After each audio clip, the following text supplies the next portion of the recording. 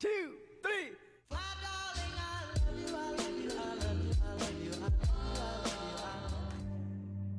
Du coup, moi, c'est Rachel, j'ai 26 ans. Et avant de faire ADA, j'ai fait une école de traduction. Et après, j'ai travaillé dans le marketing digital dans la mode. Je m'appelle Juliette, j'ai 29 ans, j'ai fait Sciences Po Paris. Et puis j'ai travaillé 5 ans dans l'administration française, dans différents ministères, sur les questions liées au numérique. Alors, je m'appelle Alice, j'ai 25 ans. Et avant de rentrer à ADA en octobre, j'ai fait les Beaux-Arts de Marseille. Je m'appelle Salma, j'ai 27 ans. J'ai fait une licence en économie, puis un master de gestion des territoires et développement local. Je m'appelle Camille, j'ai 29 ans, je vis à Paris. Et avant ADA Tech School, j'étais journaliste pendant 3 ans et demi.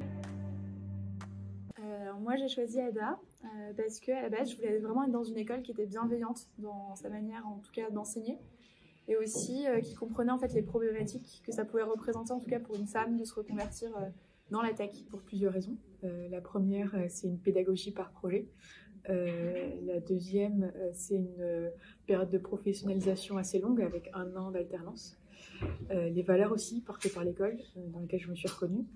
Et puis surtout, j'ai posé la question à des développeurs je leur ai demandé leur avis sur cette école. Parce que c'est grâce à ADA Tech School en fait, que j'ai découvert que le métier de développeur pouvait me convenir par rapport aux soft skills. Et aussi parce que j'ai pas du tout un parcours universitaire scientifique. Alors, j'ai choisi ADA Tech School parce que je cherchais une formation où je serais vraiment accompagnée et poussée dans ce domaine-là. Et voilà, ne pas être lâchée à la fin de la formation. On n'apprend pas forcément des langages en particulier, on va apprendre à programmer en général. Et ça, c'est vraiment super, on va vraiment décortiquer toute la logique qu'il y a derrière la programmation.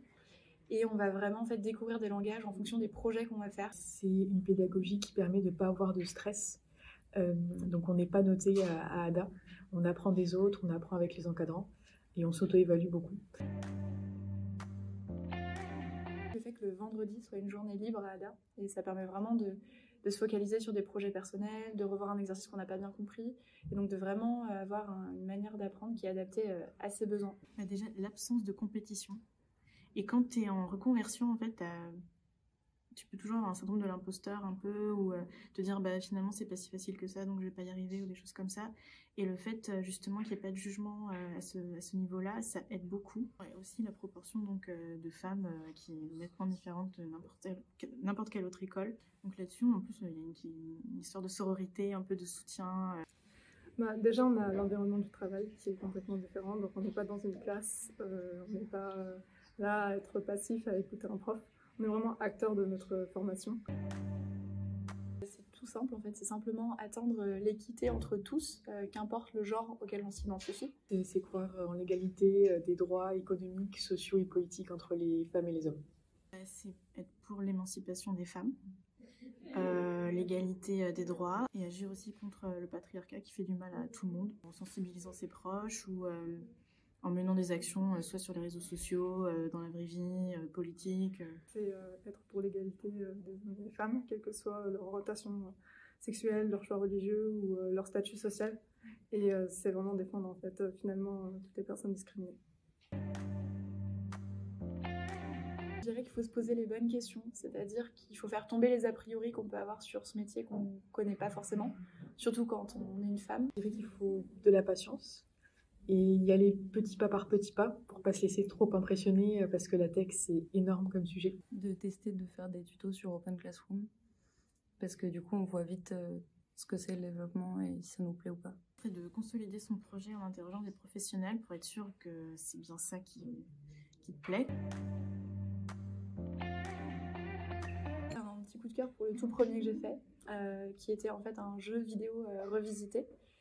Donc c'était un Pong, donc un jeu auquel on a tous joué dans notre enfance.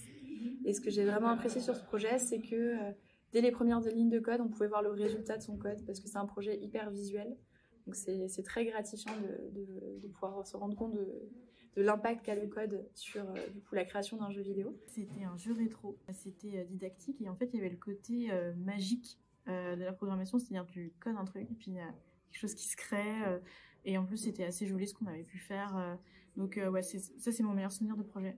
Alors, le projet qui m'a le plus plu à Ada, ça a été la création d'un site e-commerce où on a vu du front et du back. Donc ça a été un projet assez complet. Et c'est quelque chose, en fait, quand j'ai commencé à connaître le métier de développeur, qui m'avait tout de suite interrogée. Donc de pouvoir le voir et participer à un tel projet, ça m'a vraiment plu. Moi, je me sens plus à l'aise sur le front, mais à terme, sur plusieurs années, j'aimerais bien être développeuse full stack. Je me vois bien plus tard évoluer en tant que freelance. Et du coup, en full stack, c'est un petit peu. J'adorais travailler dans tout ce qui touche en fait à l'économie collaborative, la seconde main, que ce soit les vêtements, les meubles, tout ce qui peut toucher au zéro déchet, l'upcycling, le DIY, tout ça, ça me plaît énormément. Donc trouver une entreprise qui serait là-dedans, ce serait le top. Donc vraiment, pour en citer deux, le Bon Coin ou Back Market, ce serait parfaitement indiqué pour un profil comme le mien par exemple. Une entreprise dans des secteurs qui m'intéressent comme l'éducation, la santé, Doctolib, Open Classrooms. Moi, ce qui me fait rêver serait plus d'être en freelance, à mon compte. Okay. Et pourquoi pas de monter une entreprise et d'avoir des gens qui travaillent pour moi.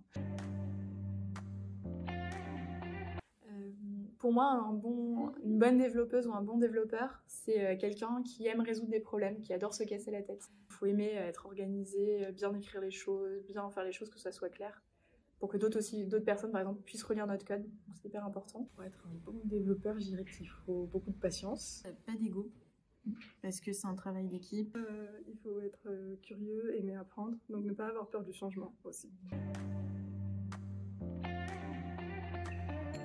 Oh, j'ai dit hyper chouette, oh mon dieu. Parfait. Merci pour le petit coup de pub. Oui, petit placement produit. Ouais, il faut juste que C'est tu baisses gênant un si- peu, Marc. T'es en mode comme ça, ouais. Genre comme ça. Ah oui, c'est vrai. Ouais, je l'entends même plus.